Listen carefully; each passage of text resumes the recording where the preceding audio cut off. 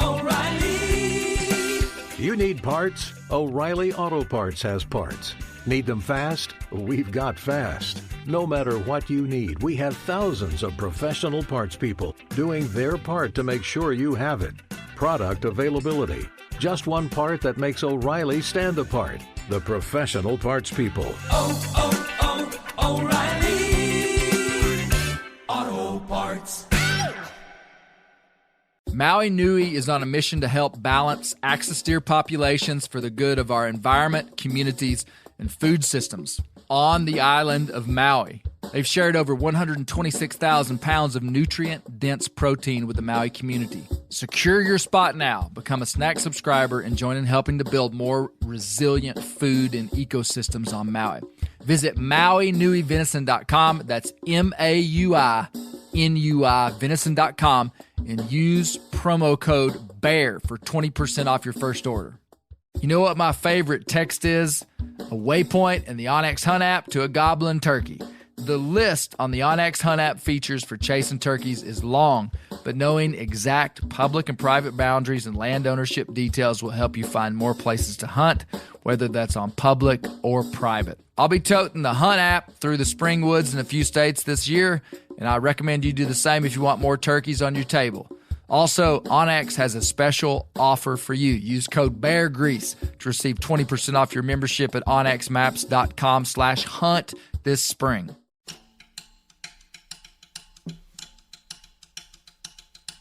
My dad, he thought he was unique even at that time to have a camouflage boat and a black dog in South Central Kansas. And, you know, then he comes out here to visit me and hunt here, and it's nothing exceptional at all. I mean, there's a camouflage boat and a black dog at every other house, it seems.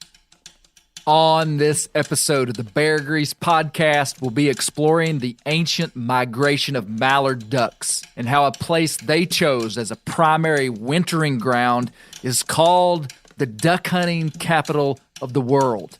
I'm talking about my home state of Arkansas, and I want to understand why this reputation has lasted the test of time. I like the boldness and passion of such labels. We'll talk with the lead waterfowl biologist of the Arkansas Game and Fish Commission and the new director of the agency. We'll go into the flooded timber and hunt with a world champion duck caller, Jimbo Ronquest. And we'll talk with ornithologist and author Scott Wiednesal about the mystery of the migration. We'll even hear from Sean Weaver of MeatEater. The lineup is stacked, the knowledge drop will be thick, and we'll use this info in part 2 of the podcast. Yep, already talking about part 2, to learn how the Green Tree Reservoirs, the flood-prone hardwood bottoms of Arkansas, are in jeopardy and what the plan is to save them. It would not be possible for you to intentionally want to miss this one. Duck hunting in Arkansas was something I was obsessed with as a kid because there was a romance that all duck hunters had, like across the country, no matter what. You looked to Arkansas and you were envious of them shooting greenheads coming through the trees.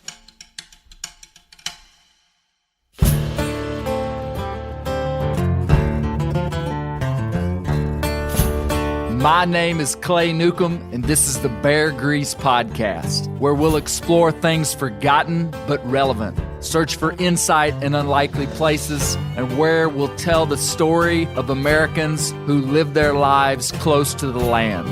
Presented by FHF Gear, American-made, purpose-built hunting and fishing gear that's designed to be as rugged as the places we explore.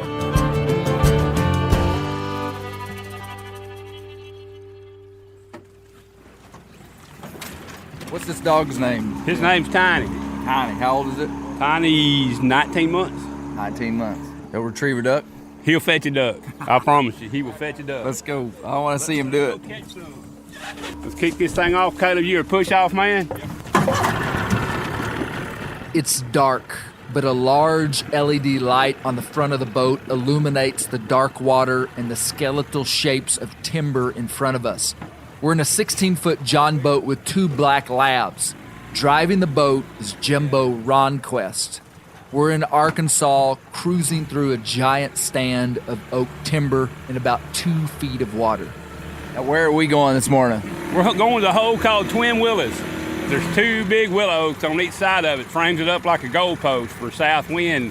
They break between them 2 big willow oak trees, and it's beautiful when they fall in there. Hopefully we'll get that opportunity this morning. This is part of it that you wouldn't understand unless you're here. You can't describe this to somebody, can you? You can't. This is Mr. Bobby Martin. And this morning we've got a full moon. This is about our 3rd day of having a full moon. And really, even if I kill the light, you can just kind of see and feel, again, this moonlight coming across the top of those trees, and it's a sight every one of us always enjoys seeing. Now, Mr. Bobby, are duck hunters just like everybody else, and they make big excuses when there's a full moon? There's something that happens that Mother Nature cranked in there. I knew it. This is our excuse. You gotta have something to lean on. It's kind of like that big fish that got away. We get to the Twin Oaks hole and put out our decoys. I'm instructed to tuck in tight at the base of a tree. We're standing in knee-deep water in the flooded timber. This is our first calling sequence. Just almost legal shooting light. 1 minute until legal shooting light.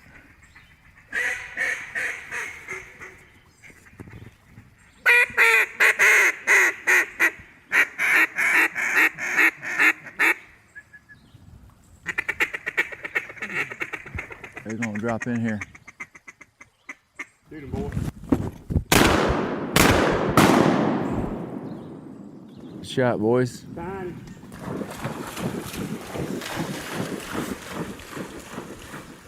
Good job. 80-degree angle coming down.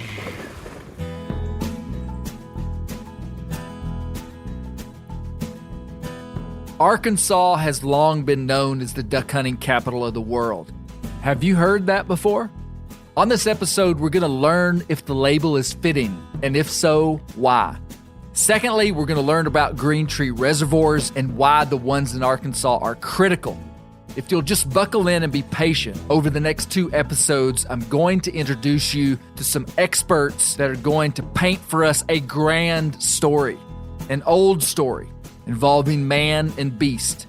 And as you know, with great pride, I've often proclaimed that I'm a 7th-generation Arkansan, but I've rarely hunted ducks. I grew up in the highlands of Arkansas, in the mountains, a long way from any major waterfowl flyway. You see, Arkansas is geographically divided into the highlands and delta regions. If you envisioned Arkansas as a square and drew a line diagonally from the upper right-hand corner of the square to the lower left-hand corner of the square, you would divide the state into 2 sections. And for the general purposes of this analogy, the upper left section would be mountainous, including the Ozark and Ouachita Mountains, and the lower right section, the side hugging the Mississippi River, would be the lowland delta regions of Arkansas. It's flat agricultural land with timbered rivers and pockets of contiguous hardwoods. The delta regions of Arkansas are the bread and butter of the great and ancient Mississippi waterfowl flyway, also known as the flyway of the mallard, which is the most sought after of all waterfowl. Arkansas is special, and I want to understand why. As an onlooker, it's clear that the mystical migrations of these birds moves people's souls in strange ways. People talk about ducks flying into a set of decoys as if they're recounting a spiritual experience. Their eyes twinkle, their voices change, and in the right context, around the right fire, with the right people, a tear might even be shed when the cupping of mallard wings is spoken of. It's clear that this is sacred territory, and I'm interested in understanding why. The second objective of looking into the waterfowl world is of more importance than the first. There's a significant sector of critical winter-ground waterfowl habitat that's in peril, and that peril is man-induced. By the time we're done with this series, we'll be experts on Green Tree Reservoirs, or GTRs as they're called. their flooded hardwood bottoms. Luke Naylor is the lead waterfowl biologist for the Arkansas Game and Fish Commission. He's one of those guys that when you shake his hand, you're convinced of his authenticity. His confidence, coupled with his down-to-earth demeanor, lets you know that you're dealing with a professional. I'm interested in gleaning from the passion and sight of these hardcore waterfowl guys. I'm hoping that Luke can help. So you're the statewide waterfowl program coordinator. That's right. Yeah. Waterfowl biologist, duck biologist. And how long have you been with Game and Fish? 15 years now. So got here early summer of 2006. That's pretty cool, man. It is. I mean, it's... Is that kind of like playing for like the Golden State Warriors, the championship team? Yeah, if I could shoot like Steph Curry, I guess. You know, it is, and talked to a lot of people before I got this job. And the situation you come into when you work as the Arkansas waterfowl biologist, and there's a whole lot of positives. There's a few things some people might view as negatives, but, you know, if you just kind of roll with it, there's a lot of interest, a lot of intensity here. And so sometimes that can be a lot to deal with. I'd rather have folks that are really passionate about the resource and passionate about the pastime of duck hunting and the culture of duck hunting. I'd much rather have folks who are on the extremely passionate side of the spectrum versus apathetic, you know. So you come here and it's definitely the truth in Arkansas. There's just lots of people care about it, but that passion that people have here makes the job both really rewarding, frustrating at times, but you can work through that. And there's always something new to be done, you know. There's always some new issue. Yeah, there's always, because of that passion, because of the great waterfowl resource we have, there's just always something else to work on. I want to understand the duck hunting culture of this place that's been dubbed as its capital. I'm well aware of the reputation of Arkansas duck hunting, but being raised in a region absent of a major flyway, I have missed out. And if I'm being honest, we're probably a little jealous and tried to convince ourselves that our squirrels and coons were a more noble quarry, but that's currently under reconsideration. I've asked Luke to describe Arkansas duck hunting culture. Yeah, the culture of duck hunting here is everywhere. It's amazing. There's other places, of course, that have really strong claims to a waterfowl hunting culture. I never want to forget that, right? I mean, most of modern waterfowl hunting is an East Coast, Great Lakes type affair, right? Folks maybe here in the South don't want to hear that sometimes, but you know, I mean, but it's a matter of where, you know, European settlement started and just that progression of things, right? So the culture of duck hunting here is just intense. You know, I grew up in South Central Kansas and moved here in 06, and I'll never forget my dad coming in. He thought he was, and it kind of is, it was unique even at that time to have a camouflage boat and a black dog in South Central Kansas. And, you know, then he comes out here to visit me and hunt here, and it's nothing exceptional at all. I mean, there's a camouflage boat and a black dog at every other house, it seems. Yeah. And so it's just deeply culturally embedded here. Sean Weaver is an addict. He's a waterfowl addict. He's the kind of guy that earns your respect quickly as you see the honesty of his passion. And he's MeatEater's waterfowl guru and the host of our new show called Duck Lore, which is coming out soon. Sean talks about the waterfowl prospects of the different regions of the country like an art dealer talks about art, or like Brent Reeves talks about cornbread. Sean lives in South Dakota, so I wanted to see what he said about Arkansas duck hunting culture. Arkansas duck hunting culture and just duck hunting in Arkansas was something I was obsessed with as a kid because there was a romance that all duck hunters had, like across the country, no matter what. You looked to Arkansas and you were envious of them shooting greenheads coming through the trees. So I just became ate up with Arkansas duck hunting culture. And you really looked at the guys in Arkansas as the best, and that they got all the ducks, but they also were the best at hunting ducks, and they had the most experience, right? Mm-hmm. And it's reflected in a bunch of ways. You have companies that were based around Arkansas duck hunting. All the call companies were based in Arkansas, or the vast majority of them for a long time. You had world champion duck callers and the world champion duck calling contests based in Arkansas. Mm-hmm. So really, it's undeniable that it was the epicenter of duck hunting. Yeah. And no one could argue it otherwise. Let me ask you a question. how much of that was marketing and hype and how much of it was reality? I think that, and that is not a slight to Arkansas. I mean, I am deeply, deeply biased towards Arkansas. So I want you to say, Clay, every word of it was true, but I just know that they're epicenters for things that produce culture, but they're not always the best. They're not always everything, but right.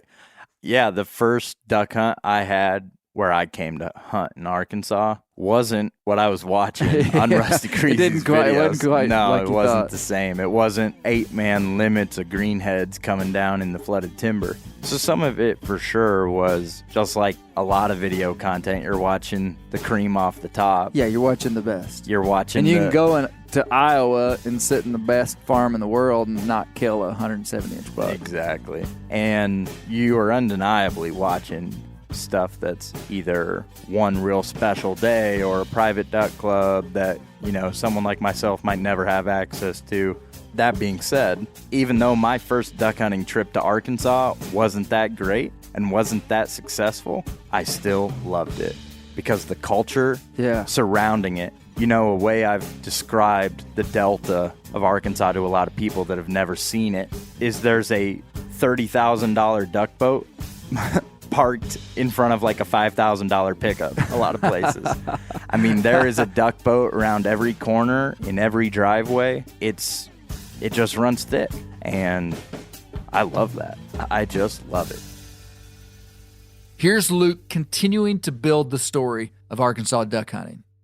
You know, it goes back all the way to, I think the importance overall of Arkansas duck hunting ties back to it's important to ducks, obviously. And that's really a question of geography and geology of how this whole landscape. Tell me about that. Yeah, it just funnels ducks here. I mean, you just kind of take a step back out to 20, 30,000 feet and look at the whole landscape, and you just see this, you see all these rivers just kind of draining throughout most of the mid-continent U.S. and ending up funneling together right here in the delta of Arkansas. So you could have, if you weren't from here, but you knew about waterfowl biology, you would look at a map and you would go, that region is going to be special. Yeah, you look back at the early maps of migratory corridors for ducks, the early flyway maps, and always got to be real careful about that. The term flyway gets thrown around a lot these days with duck hunters. It's talking about a flyway here and a flyway there, and that's not how we talk about flyways when we talk about continental waterfowl management. We talk about these major flyways within which we manage resources, you know, the 4 major flyways across the continent. So there are 4 major waterfowl flyways in North America. From east to west, it's the Atlantic Flyway, the Mississippi Flyway, the Central Flyway, and the Pacific Flyway. The Atlantic Flyway starts in the eastern Arctic tundra of Canada, travels down the Atlantic coast, and goes into the Caribbean, covering more than 3,000 linear miles. The Central Flyway spans from central Canada all the way to the Texas Gulf Coast. The Pacific Flyway stretches 4,000 miles starting in Alaska and goes to Mexico. We've gone out of order because I wanted to be dramatic. The Mississippi Flyway is the progeny of what the Algonquin tribe called the Father of Waters, or the Big River, the mighty Mississippi. The name Mississippi is a transliteration of an Algonquin language word, Mississippi, and the French called it Mississippi, and later it turned into the modern pronunciation. Turns out Hernando de Soto called it the River of the Holy Spirit, but that didn't stick. I'm very happy the river wasn't named after some chump or a politician's girlfriend. This river drains 41% of the continental United States. It's the 3rd largest river watershed in the world behind the Amazon and Nile rivers. The flyway is 2,300 miles long and has a watershed of over 1.5 million square miles, and is the most heavily used migration corridor for waterfowl on the continent. Wild stuff. Those were described really early on by guys like Frank Belrose, where they did some really just cool observations of ducks during migration, looked at early band recovery information, and developed these maps. And if you go back decades to look at these maps, it just highlights all of these little corridors, major areas of band recovery. Just follow these lines of these major rivers, and they all come to a confluence in Arkansas. So it just makes sense that this literally does funnel. It funnels them right down. Once I started dabbling in the Arkansas waterfowl world, Jim Ronquest's name came up over and over. They call him Jimbo. I quickly learned he's very well respected in the waterfowl industry as a caller, hunter, conservation advocate, and just a general good man. He's a call maker and was the world's duck calling champion in 2006. But more important than titles, he's a Jedi master in the duck woods. I asked Jimbo why Arkansas is special when it comes to ducks. Geographical location. So if you think of the Mississippi Flyway and to some extent the Central Flyway, and you look at a big map of the USA and you think of water drainages, watersheds, what's the Ohio River do? The Ohio River comes from the northeast with a southwesterly flow, meets up with the Mississippi River at Cairo, Illinois. Then above it, you got the Missouri River coming out of the northern plains and the Dakotas into Montana, and it dumps into the Mississippi River just above St. Louis. Then as you come down, you got the Arkansas River that starts in Colorado, comes across the Central Plains with a southeasterly flow and dumps into the Mississippi River just below Stuttgart. But when you start looking at all those confluences of watersheds and you think of ducks traveling those watersheds as arteries, or maybe people would relate to it better as interstate highways or roads or highways. Mm-hmm. If you start looking at it, we're in the eye of the funnel. But the geographic location of where we are is what set us up to be the mallard capital of the world. It's just where ducks want to be. Continental geography on a massive scale plays a vital role when you're dealing with an animal that has a home range encompassing thousands of linear miles. To understand why ducks come down this funnel in the winter, we've got to understand flooded timber, or GTRs. We'll be talking a lot about this stuff, and if you're a duck hunter, you may have just gotten cold chills. Austin Booth is a born and bred Arkansan, a former Marine, a lawyer, a public land duck hunter, and he's the new director of the Arkansas Game and Fish Commission.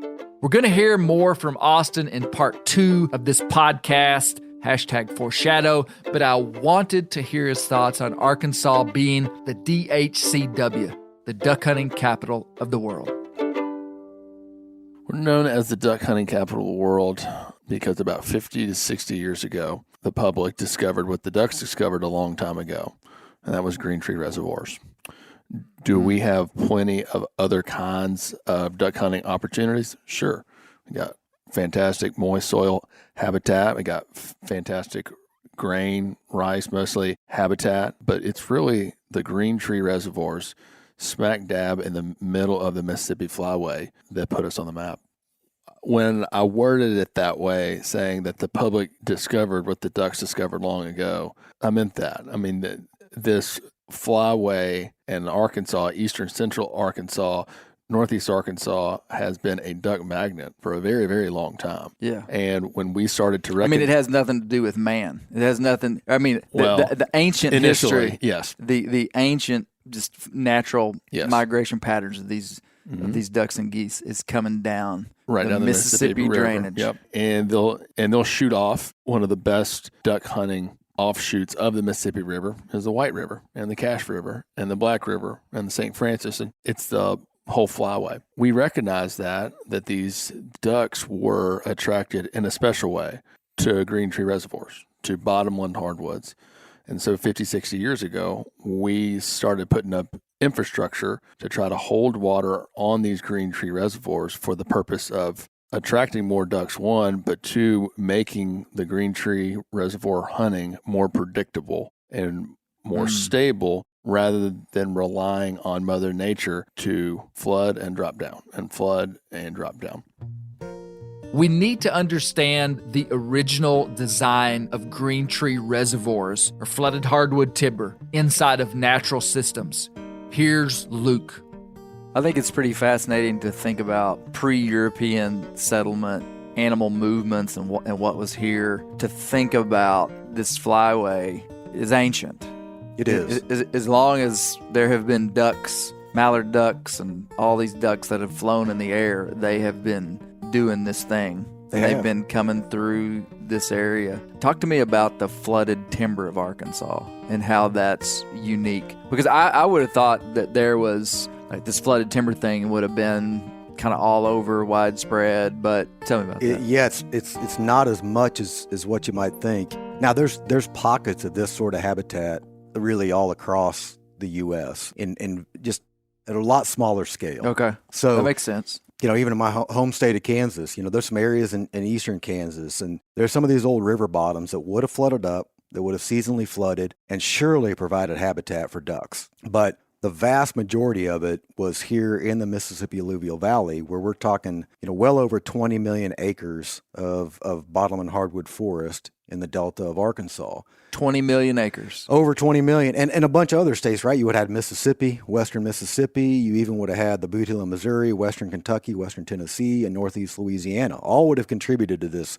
massive block of bottom and hardwood forest. Now, it would have been constantly in a state of flux. This landscape would have been constantly changing. It would have been bottom and hardwood forest in some stage of succession. And a really good colleague and friend of mine said years ago, really the mallard, if you really kind of think about the continental landscape, it kind of transitions from a prairie species to a forest species, probably about St. Louis latitude. If you go back and look at historic land cover maps, you could start looking at the Delta becoming this forested landscape, maybe, about that St. Louis latitude, right, and following those river corridors south. So that's what these ducks were adapted to come find: prairie wetlands throughout most of the year, and then several months of the year finding the resources they need in these forested wetlands.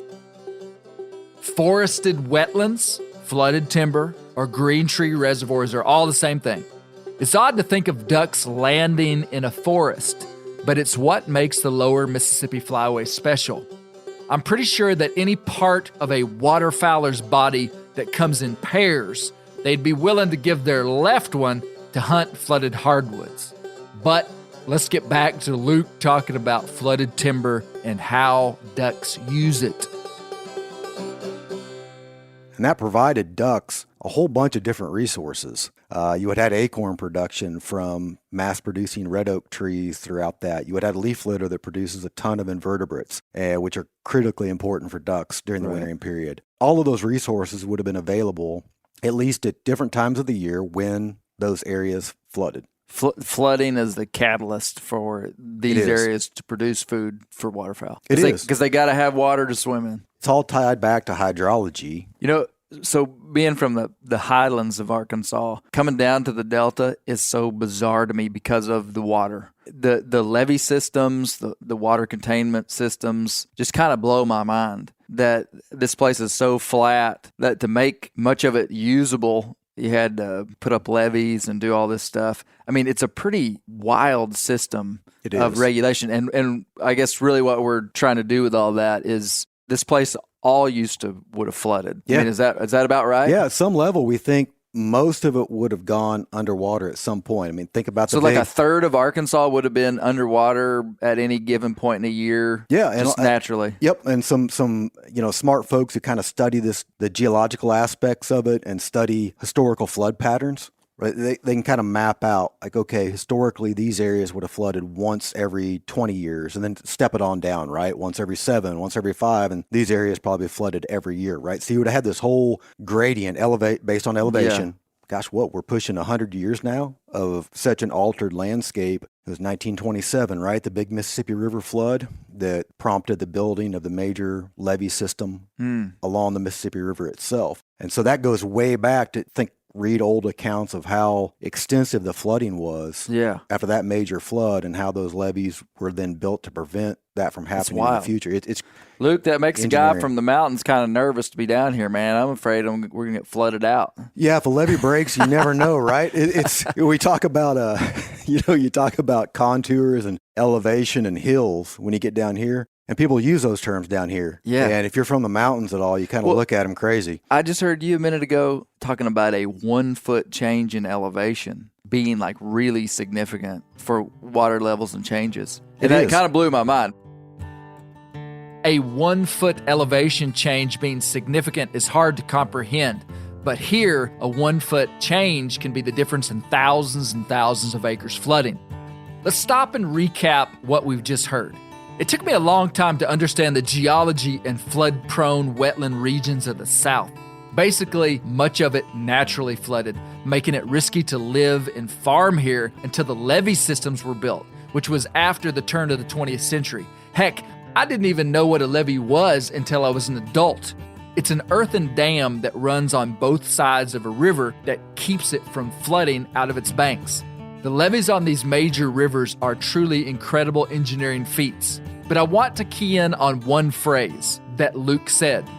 We've been living in an altered environment for about 100 years. Changing the flooding regimes of rivers is a major ecological alteration. The only other critter that does this besides humans is beavers, and we know what a nuisance they can be. However, as you've heard, basically 1/3 of Arkansas would be almost uninhabitable if it weren't for these levees. Austin mentioned how we've artificially flooded timber to create duck habitat. But to understand the full picture of Arkansas duck hunting, we need to understand the agricultural component. I now understand the historic picture of these flooded bottomland hardwoods. What happened and what was the time period that we came in and started clearing this timber, planting rice and soybeans and everything? When did we get here and how did that change duck hunting? And I'm still trying to have an understanding of why Arkansas has become and is known as the duck hunting capital of the world. Walk me through that process. Yeah, so again, coming from the plain states, when a lot of habitat conversion happened, relatively speaking, quite a bit earlier than what happened here. You know, you have major accounts, you have people still living and farming in the Delta who were alive and farming, or at least witnessed major land clearing of the 50s and 60s, for example. A lot of forests were taken out in Arkansas as recent as the 1950s and 60s. Yeah. And another big effort in land clearing, you know, it's probably, you know, right around that 100-year mark, really. We started as an agency and as hunters, started noticing the loss of these forested wetlands, likely in the 1920s, 30s, 40s. Okay. And that would have been initial land clearing going on, folks starting to realize that, wow, we're losing some of this habitat on the landscape. And the other side of that is that these were people that were just trying to make a living off of swamp ground. Yeah, they're trying to make a living, yeah. These people would have felt like they were taking some worthless country and turning it into something really valuable, which they were. Yeah, it's a desolate swamp, you know? I mean, it's full of mosquitoes and it's just in the way and appeared like an endless resource, right? Yeah. If you've got 20-some million acres of forested wetlands, man, can you imagine coming across here in the 1700s and looking at just this whole landscape being nothing but one massive, almost contiguous forest? It's almost just crazy to imagine at this point. Yeah. But yeah, people were clearing the land. And one thing that really surely benefited Arkansas and ducks and duck hunting was the fact that a lot of this land conversion happened. The land was converted to what we know is a very wildlife-friendly type of agriculture, which is rice. So a lot of these changes were happening at similar times. I forget the date exactly when the first folks started trying to plant rice here in the Grand Prairie, not far from where we're sitting right now. But it would have been, in the last 100 years. 150, but I think the late 1800s, some folks were experimenting with rice here and really took off in that 1920s, 30s, 40s time frame. So people were growing rice. And we know that ducks love rice. We talk about it as kind of a surrogate wetland when managed properly because it's a wetland plant. It grows in wet soils throughout much of the year. Produces a grain. Yeah. Can tolerate lots of water. I mean, it grows in water in the summer, of course. And so it was this natural connection that, we're losing habitat. Ducks are losing some of what they've historically come to Arkansas for, but it's mostly being replaced by something that's also really beneficial to ducks. You end up with a situation where you hear, the old stories about people, older agricultural methods of shocking grain and, you cut it and you shock it to let it dry and people, just almost endless numbers of ducks coming in and trying to eat that shocked rice and people having to shoot them off to save their crop. I always have to rib people a little bit. When you get around, this part of Arkansas, and big rice country, of course, biggest rice producer in the country, and they're proud of it, which they should be. And it's funny, ducks come to Arkansas to eat rice. It's like, well, lots of ducks were coming here before the first kernel of rice. It wasn't just you guys. It's not necessarily a cause and effect.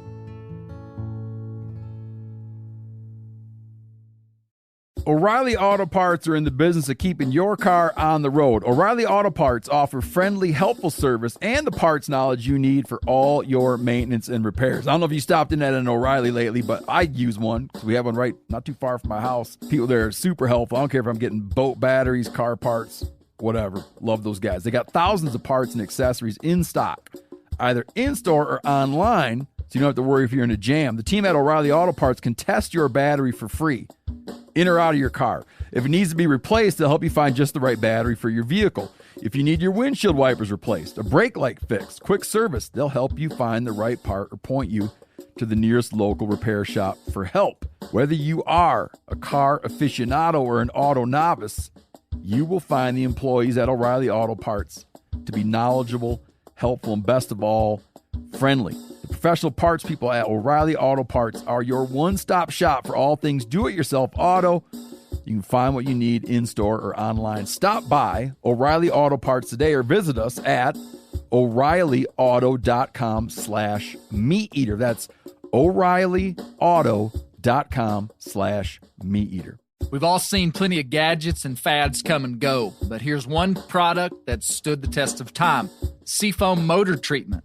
Lots of hunters and anglers know that Seafoam helps engines run better and last longer. It's really simple. When you pour it in your gas tank, Seafoam cleans harmful fuel deposits that cause engine problems. I'm talking common stuff like hard starts, rough engine performance, or lost fuel economy. Seafoam is an easy way to prevent or overcome these problems. Just pour a can in your gas tank and let it clean your fuel system. You probably know someone who's used a can of Seafoam to get their truck or boat going again. People everywhere rely on Seafoam to keep their trucks, boats, and small engines running the way they should the entire season. Help your engine run better and last longer. Pick up a can of Seafoam today at your local auto parts store or visit seafoamworks.com to learn more. Whitetail Institute launched the food plot revolution in 1988 with a concentration on research and real-world testing of forage products specifically for whitetail deer. Whitetail Institute's research and development team of agronomy experts provide effective, personalized service. I've been using Imperial whitetail clover for a long time in a food plot back behind my house. In 2007, I killed the biggest buck of my life over an Imperial whitetail clover small quarter-acre food plot. Imperial whitetail clover is the only clover scientifically developed through years of selective breeding. Clover extreme genetic stability provides extreme cold tolerance, disease, and drought tolerance. It really does. Clover is coated with Whitetail Institute's Rain Bond, a polymer coating added for enhanced seedling survivability. They have an exclusive offer for Bear Grease listeners, 15% off Imperial Clover when you use the code BEAR at whitetailinstitute.com. That's whitetailinstitute.com and use code BEAR for 15% off. Every year, Arkansas farmers plant on average 1.3 million acres in rice on over 1,800 private farms. Did you know that Bill Gates is the largest private landowner in Arkansas? I'm just glad they didn't give him the right to name this place. Arkansas produces about 9 billion pounds of rice per year, which is close to half of the production of the United States. Rice is a nutrient-dense, complex carbohydrate with 15 essential vitamins and nutrients. Cue the Arkansas rice commercial. Ducks and humans love the stuff. Anyway, Arkansas is known for its public land waterfowl hunting, and these large tracts of bottomland hardwoods now frame up a remnant GTR system that is vital to waterfowl. I want to understand how that land, once thought to be unusable, became public. As this habitat base of forested wetlands dwindled, rice expanded on the landscape. That's when agencies came on board and started purchasing some of these remaining bottomland hardwood forest tracts. Okay. So right around this all happened around the same time that the Pittman-Robertson Act was passed in Congress, right? So the first dedicated funding in the 40s stream. probably. Yep. So the first dedicated funding stream for state wildlife agencies. And a lot of the initial work of many state wildlife agencies, including the Arkansas Game and Fish Commission, was to purchase land. And we're very thankful these days that those folks had the foresight to do that, to go buy land for just pennies, really. And by that time, were they not kind of getting, and when I say the scraps, I don't mean that in a derogatory way, but I mean that in like a literal way. They were. Yeah, they were getting the stuff that as land clearing was progressing, we, Game and Fish, bought the areas that were too low. They were the biggest pain to drain and clear. They were the places that people didn't want to buy or had tried to find a way to use it and couldn't, and so they couldn't get over that financial hump that it was worth it. So would you say that the state lands that we do have are, I know today they're critical because they're the biggest blocks of this bottomland hardwood that we have left. So they've now become massively critical. But these spots wouldn't have necessarily been anything special when this place was totally wooded, or would it have? No, not necessarily. I mean, they back to geology. I mean, they kind of lay in areas that they may have been at the bottom of the funnel more at a smaller scale, if that makes sense. Yeah. Not the continental scale, but on a smaller scale, are kind of at the bottom of a funnel within this region of Arkansas. What's interesting about most public land is that it's the stuff that nobody wanted. Arkansas became a state in 1836, and in that time of settlement, they were almost giving away land, trying to get people to civilize this wild place.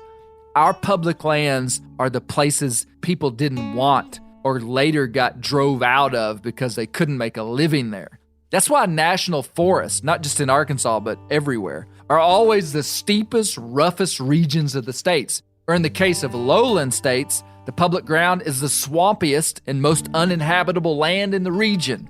It wasn't that we wanted to preserve the beauty of the rugged places. However, it eventually became that. Like so many things in life, our value system changed with the economy and social factors of the country.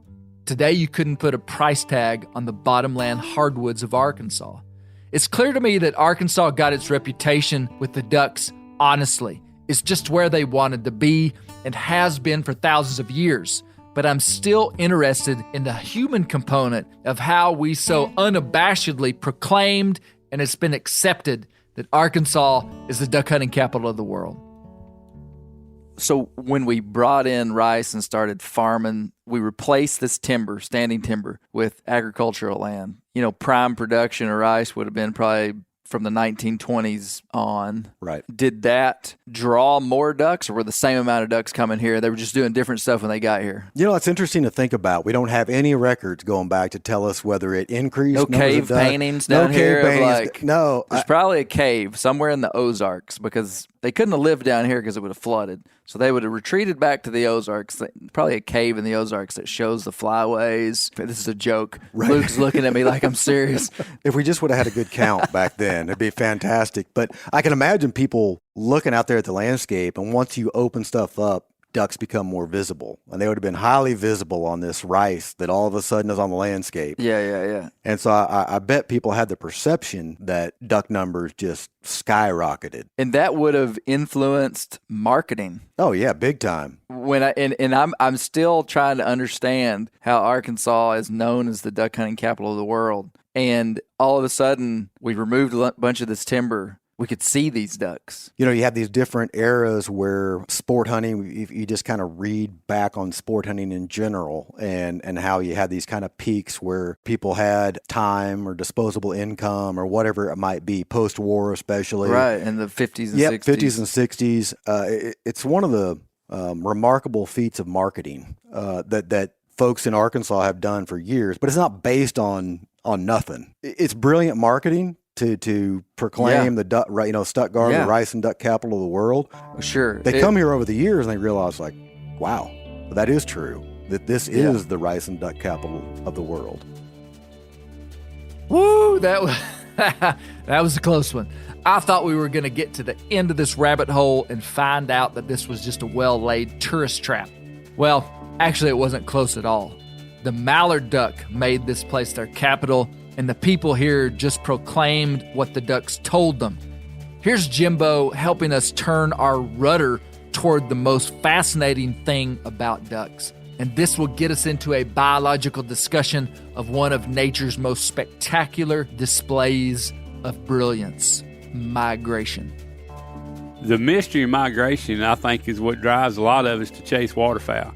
And when you shoot a big, pretty mallard drake or mallard hen or whatever, you're holding that duck in your hand, and you got to look at it and wonder, okay, where did this sucker come from? And it's what makes banding and bands so cool is there's a story. This duck has a story. And what is his story? Here at this place a couple years ago, killed a duck, banded a duck. I wound up with the band. I turned it in, and that duck was banded in the Finger Lakes region of New York 2 years prior. And we just had a really big cold front that hit the northeast, and that duck wound up here. It'd been interesting to know where that duck bred at, and where it normally wintered, but that sucker come from way to the northeast. If right now you and I were mallards and we were flying south, we'd be making a slight turn in our story. I want to talk about migration. In the world of ornithology, the guy that we're about to talk to needs no introduction.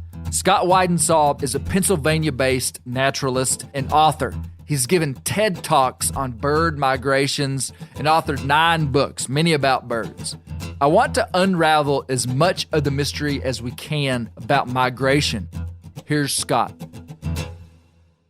Scott, I'm trying to understand how animals navigate. And I know that's a massive question that is extremely complex. But in general, how do birds navigate and find their way? Well, you're right. That's a really big question, Clay. And, to an extent, science is still trying to get its head around this. We've made some really amazing discoveries, especially in recent years, but there's still a lot we don't know about how birds orient and navigate. And those are two different tasks a bird has to do. It has to orient itself in the landscape, figure out north, south, east, and west. And it also has to navigate, which is it has to find its way across the landscape with all kinds of outside pressures like crosswinds and bad weather and things like that. And we have a pretty good sense of how birds orient themselves. And they use a bunch of different fallbacks. Most birds, even birds that are normally active in the daytime, migrate after dark. So celestial orientation is a big deal for them. They're using the night sky. Now, they're not using the pattern of the stars the way the mariners did. What they're doing is they're aware of the part of the night sky around Polaris that does not appear to move. The stars look like they rotate because, of course, the Earth is spinning. And the part of the night sky that doesn't move gives them their compass directions. It shows where the north, south, east, and west are. But, of course, some nights it's cloudy and they can't see the night sky. And, for example, seabirds can smell their way across thousands of miles of ocean back to their particular nest burrow among millions of other nest burrows on a lonely island out in the middle of the ocean. We know that birds like swallows and some hawks and falcons that migrate mostly in the daytime use the position and movement of the sun across the sky. They use the position and movement of a band of polarized light that they can see that we can't. We know that birds can hear infrasound, extremely low-frequency sound waves that are generated by ocean surf and wind and high mountain passes and tectonic activity, seismic activity from like volcanoes and earthquakes. So, you can literally have a duck or a goose that's flying down the middle of North America, listening to the sound of the Pacific Ocean in one ear and the Atlantic Ocean in the other, and the rumble of volcanoes and the transvolcanic mountain belt in Mexico dead ahead of it, watching the movement of the sun across the sky in this band of polarized light. One of the most important orientation cues for birds, and the one that's always been the most mysterious, is birds have a magnetic sense. And not just birds, most organisms have a magnetic sense. Bacteria have a magnetic sense.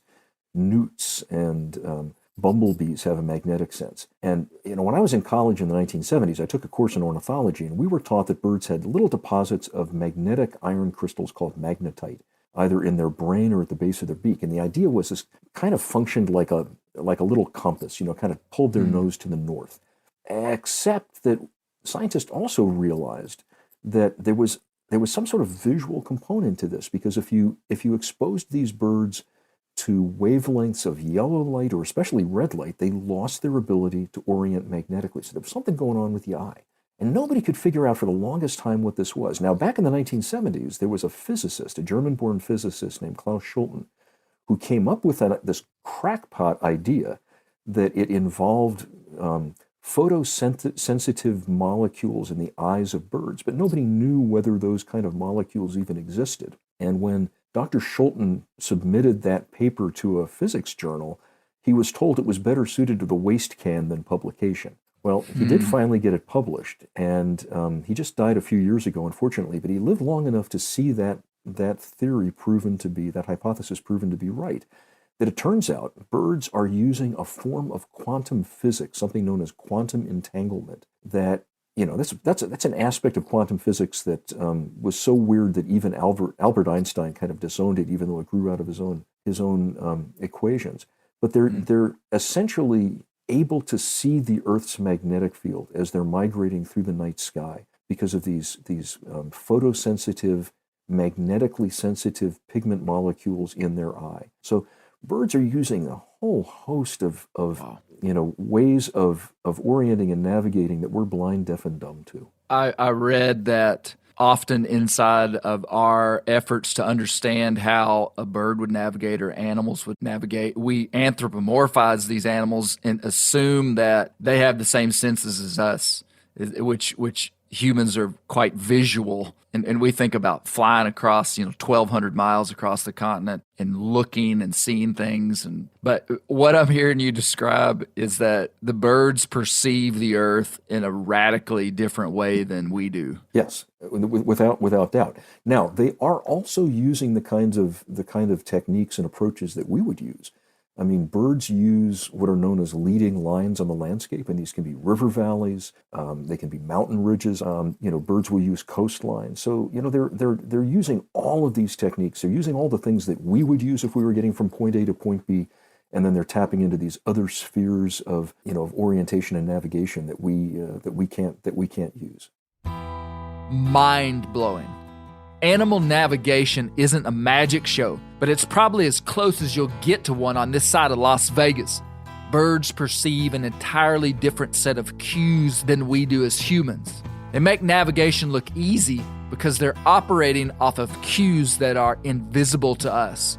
There are two components of migration. One involves navigation. How do they get to where they want to go? But the second has to do with timing, knowing when to leave. Leaving too early or late can have catastrophic consequences, so they've got to get it right. I asked Scott how birds know when to leave. Well, they're using a couple of things. All organisms have internal circadian rhythms. They have an internal clock. Birds have an internal clock just like we do. They're also keenly aware of the photoperiod. That's the seasonally changing ratio of daylight and darkness. The long scale trigger for migration for a bird is the photoperiod. Now, whether the bird leaves today or tomorrow or the day after is going to depend on the bird's physical condition. It's not going to take off until its body tells it has enough fat to make, in some cases, thousands of miles of nonstop flight. And it's also going to be keenly aware of the local weather conditions, because bird migration has a lot to do, as any duck hunter knows, in the fall. You get the big flights out of the north after you've had a cold front that's pushing the birds south. In the springtime, the major migration occurs when you have strong south winds pushing these birds up out of the tropics. They're not fools. They want to save as much energy as possible. So they're going to find the weather conditions that are most conducive to flying easily and quickly at that time of the year. So they're aware of that timing. And you're right. If they get that timing wrong, it can be calamitous for them. Animals have an uncanny ability to key in on food sources. And with birds, sometimes the knowledge of food availability great distances away almost seems supernatural. I've got a pointed question that most duck hunters might have asked before. Okay, I've got a specific question. I hear these duck hunters talk about how they'll have ducks in a certain area and a river 25, 30, 50 miles away will flood. And they say it's almost magical how the ducks will leave to go to flooded timber. And the question is, how do they know where water is? You know how I said there's a lot we don't know? We don't know. Those are the kind of questions that just fascinate me. One of the species I study are snowy owls, which breed in the Arctic. And they only breed successfully in places where there are huge numbers of lemmings, and the lemming population rises and falls in unpredictable cycles. Somehow, snowy owls from across the Canadian Arctic will figure out that, like, hey, this year there's a lemming peak in the northern Ongava Peninsula in northern Quebec, and they'll gather there. They'll move, in some cases, thousands of miles from where they were breeding the previous year. How do they know that? We haven't the foggiest idea. Wow. One of my colleagues says they must smell them on the wind, and I'm prepared to believe that. We always thought that birds didn't have a good sense of smell. Turns out that's not true. There's also the chance maybe they can hear that river flooding. Now that sounds ridiculous. We're talking about something 20 or 30 miles away. One of my former research technicians, when he was working on his PhD, was studying golden-winged warblers in the southern Appalachians. He had little tiny tracking devices on these birds, and when he looked at the data from the tracking devices, he realized that these birds, a day or two before this massive line of thunderstorms that spawned dozens of tornadoes swept through Tennessee and North Carolina, these birds up and flew as far away as Florida or Cuba for just a couple of days, and then turned around and came right back again after that storm passed. How did they know that that storm was coming through? They sensed something. So again, I mean, birds are able to sense things that we can't. Cracking the door open on the mechanics of animal migration opens a wide world of possibility I never dreamed of, and highlights a word that Jimbo used: mystery. The word mystery starts with the letter M, and if we're talking about M's, let's turn the flock and talk about mallards. There's something peculiar about the way waterfowlers treat and talk about this emerald green-headed duck. They act like they're talking about the king of all ducks. Is there a duck king? Why is it a mallard? Here's Luke talking about him. So to somebody that hasn't had a lifetime of duck hunting, you would look at all these, dozen or so species of ducks that we hunt, and you would just, if you just looked at them in a line, you would go, man, that's a pretty duck. That's a neat looking duck. And I don't know that you would pick out a mallard and say, now that duck is special. Yeah. But that is exactly what has happened. It just on its own. It's not because of anything other than just the merit that this duck has earned. But the mallard duck is like the duck to kill. Why the heck is a mallard so special? Yeah, you said, I kind of had to back away for a second when you said that. I thought lightning may strike where we are. If you say something... This is heresy. Yeah, if you say something bad about a mallard where we're sitting. Now, I think a couple things. It's the most abundant duck species in North America. Okay. So it's just abundant, available, and it is everywhere. So typically... mallards have been available in a lot of locations across the country. So there's this connection to mallards being everywhere and being abundant. I think in Arkansas, they are a duck that really responds to calling. Okay. And so it's a huntable duck. It's a huntable duck because you can call lots of different ducks. But mallards are what people buy duck calls for, right? So the duck call that you go buy at the store is going to be tuned to sound like a mallard duck. Oh, it's a mallard hen. Man, you can go all the way back to the mallard being a forest-adapted duck south of St. Louis, and you think about the history of duck calling, and a whole bunch of it being the Illinois River Valley, actually, which again is sort of heresy talking about it around here. You got to be careful. But you think about a duck of open habitats north and west of there, and how open habitats would diminish the value of calling. When you get to forested wetlands, mallards seem to be much more looking at audio cues because they can't necessarily see every duck down in the wetlands. So they're talking. They're communicating with their voices way more than just visually looking across a section of prairie in South Dakota and seeing ducks on a pothole wetland and going to them. Down here, they're listening for other mallards to be talking down there in the woods. Yeah, that makes sense. So that just builds this importance and this whole other cultural aspect of duck hunting, of the call. Here's Jimbo talking about why mallards are king. For the most part, when you talk duck hunting in this part of the world, it's mallard duck hunting, and a lot of it all comes back to the calling. And they're very callable.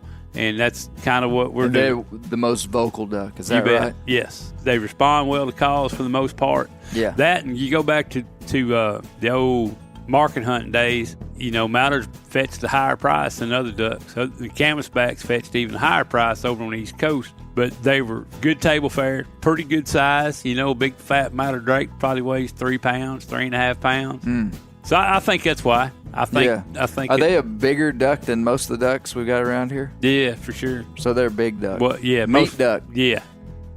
I'm still not satisfied. Sean's not from Arkansas. Let's see if he'll talk some smack about mallards. I think first and foremost, most places, pretty much everywhere you go in the United States is going to have mallards, right? And so everyone can relate to hunter success on mallards. A guy in... So other ducks would be more regionally specific. Right. A guy in North Carolina isn't going to shoot that many widgeon, whereas in Washington, they're like fleas. On top of that, they're not the easiest duck to hunt. They do take some knowledge and some skill to be successful. I think maybe a good example of why mallards are so revered is an example of a duck that's not. The shoveler. Shoveler takes all sorts of flack. Everyone talks smack on the shoveler. And I think, the big old bill doesn't exactly help. But on top of that, they're easy to decoy. Okay. And they're not that... So if they're easy, we don't like them. Yeah, that's probably a little messed up. But, I think duck hunters like the challenge. And nationwide, guys can relate to if you're standing there holding a strap full of greenheads, whether you're in Washington or New York or Louisiana or North Dakota, you accomplish something. Mm-hmm. Okay, Sean, I want to understand the way that a duck hunter thinks. So let's say you and a buddy go out and you could kill 2 limits of green-winged teal, which as I understand would be 12 birds. Yep. Or you could kill 2 mallards. What would it be? See, because I... Okay. Yeah. I now see 12 teal is worth 2 mallards. Is worth more. Yeah. Okay, how about 6 mallards versus 12 green-winged teal? Yeah, I'd take the 6 mallards. Okay, so a mallard duck is worth 2 green-winged teal. Yeah, probably. Okay, how many widgeons is a mallard duck worth? Oh, see, I really like widgeon, so it's maybe like a 1 to 1.5, or maybe even a 1 to 1. But but a lot of guys, you better not say that in Arkansas. No, that's true, man. A lot of guys are mallard purists. I have an old man friend of mine that just refuses to shoot anything other than a mallard. A lot of times when we hunt together, I'll be done with my limit, sitting there waiting for him to even shoot a bird because I've been shooting pintails or widgeon or whatever else is coming in. He's got that mallard purist bug. There's a lot of guys that all they care about is mallards. Well, when I hunted in Arkansas, I noted in the photographs after the hunt, they're putting all these mallards up front. They're putting other ducks in the back. Mm-hmm. I mean, it was very clear that they were interested in mallards. Yep. You can go out and kind of get lucky and shoot a limit of green-winged teal or a limit of widgeon or a limit of gadwall. If you're in the right places, it's hard to get lucky and be shooting limits of greenheads. And I think that's why so many duck hunters see the mallard as kind of the gold standard. The gold standard. The king of ducks. Here's Luke going on and on and on about mallards.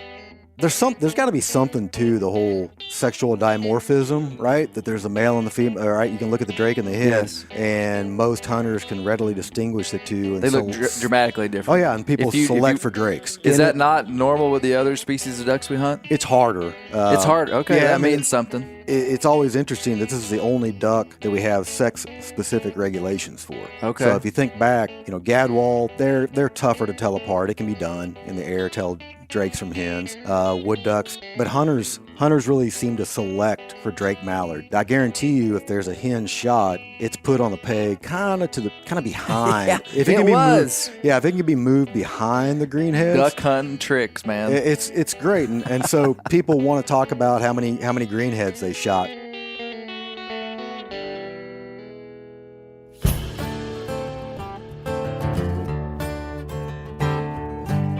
Sure seems like mallards are the undisputed king of ducks. I like the passion of that proclamation, and I also love the boldness of a region being deemed the duck hunting capital of the world. I've found it was a cause and effect situation. The astounding navigation systems of ancient ducks led them here, and their progeny has since followed, creating the Mississippi Flyway.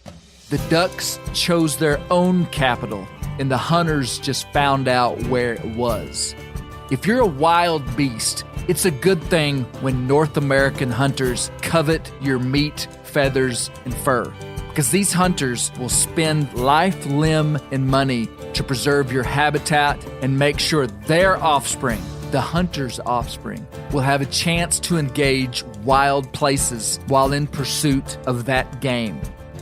I want to say that all the people I interviewed were quick to mention the great waterfowling in other regions of the country, and to mention the recent changes in duck movement that have impacted how many greenheads are coming to Arkansas. Things are changing. The ancient system is in a state of flux. Weather patterns and other complex ecological factors are making them do weird stuff. In part 2 of this podcast, we're going to dive in deep into the conservation of duck habitat. We'll be talking about how Green Tree Reservoirs are in peril and what is going to be done to save them. I can't thank you guys enough for listening to Bear Grease. Please leave us a review on iTunes and share this podcast with your friends. Long live the king of the ducks, the mallard.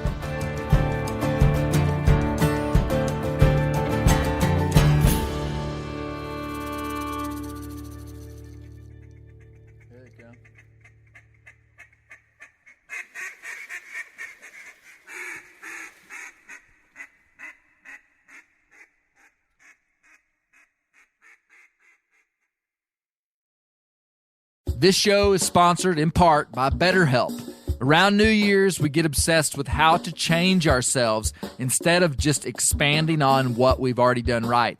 Maybe you finally organized one part of your space and you want to tackle another. Or maybe you're taking your supplements every morning and now you actually want to eat breakfast.